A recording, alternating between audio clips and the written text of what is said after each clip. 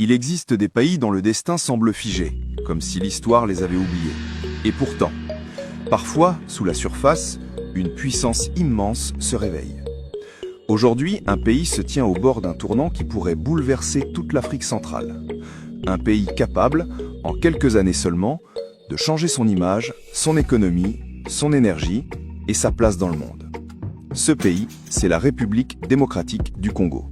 Et voici les 10 méga-projets qui, dès 2026, pourraient transformer ce géant endormi en véritable puissance régionale. Restez jusqu'à la fin, car le numéro 1 risque de vous surprendre.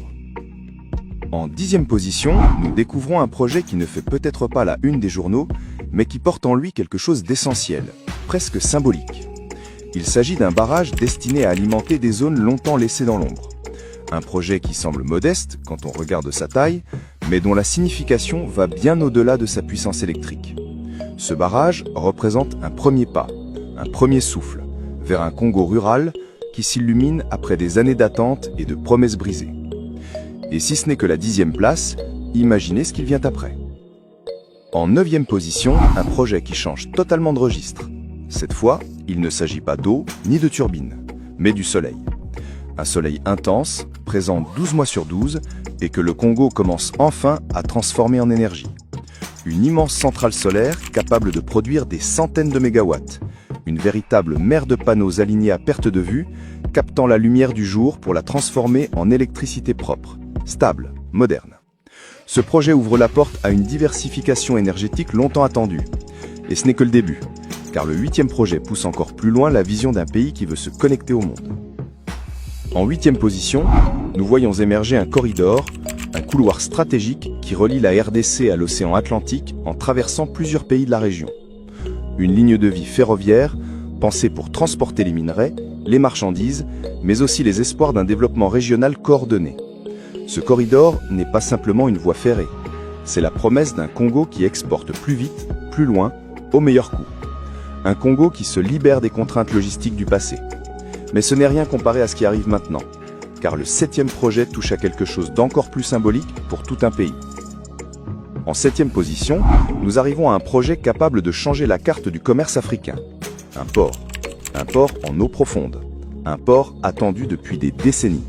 Un port qui, enfin, donnerait au Congo un accès direct, souverain, maîtrisé à l'océan. Ce port est plus qu'une infrastructure, il est une affirmation, une proclamation de présence.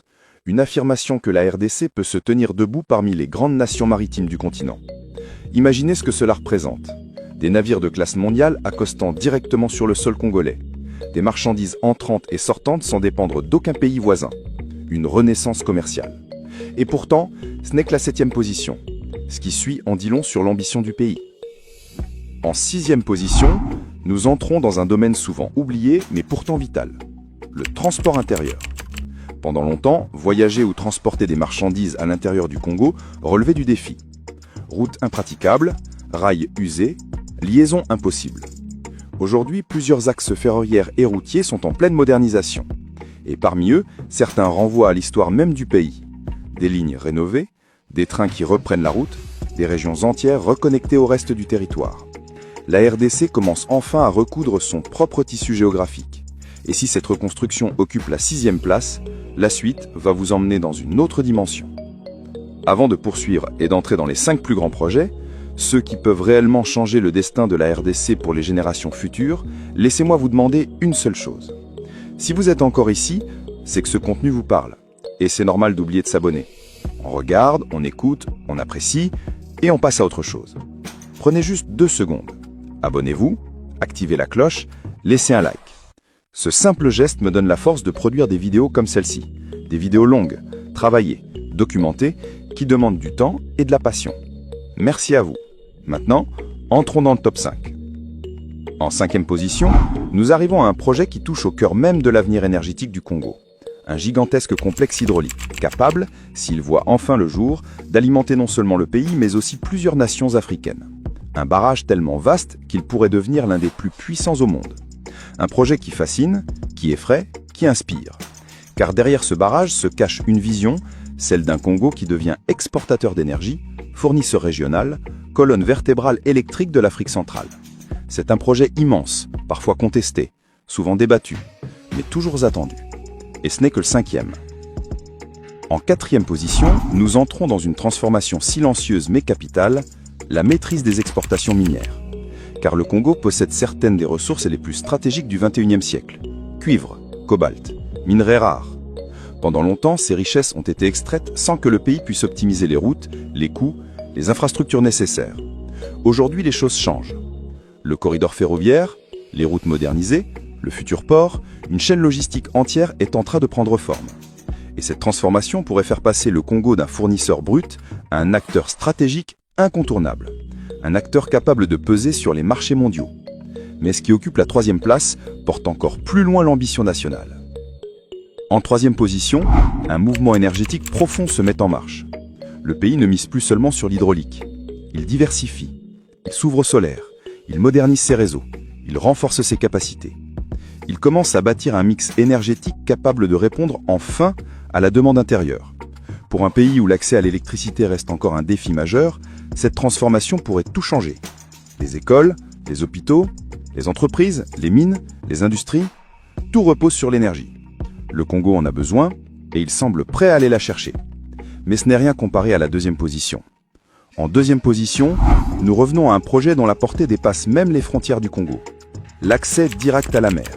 Une porte ouverte sur le commerce mondial. Un symbole de souveraineté.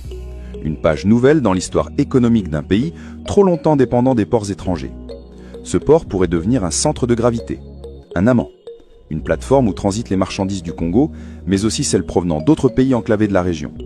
C'est un tournant, un choc, une rupture, une renaissance. Et enfin, en 1re position, au sommet de ce classement, nous trouvons quelque chose de plus vaste qu'un barrage, plus massif qu'un port, plus ambitieux qu'un corridor ferroviaire.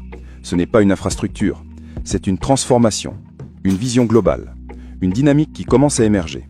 L'idée d'un Congo qui se reconstruit, qui investit, qui se connecte, qui s'électrise, qui s'ouvre, qui s'organise. Le véritable méga-projet du Congo, c'est le Congo lui-même. Ses routes, ses ports, ses mines, ses énergies, son peuple, son avenir. Car si plusieurs de ces projets arrivent à maturité, alors nous n'assisterons pas seulement à la construction d'infrastructures, mais à la renaissance d'une nation. Si cette vision vous parle, si vous croyez au potentiel immense de ce pays, alors abonnez-vous maintenant. Ne quittez pas cette vidéo sans faire ce petit geste, car l'histoire qui s'écrit ici, nous allons la suivre ensemble. Merci d'avoir regardé. À très bientôt.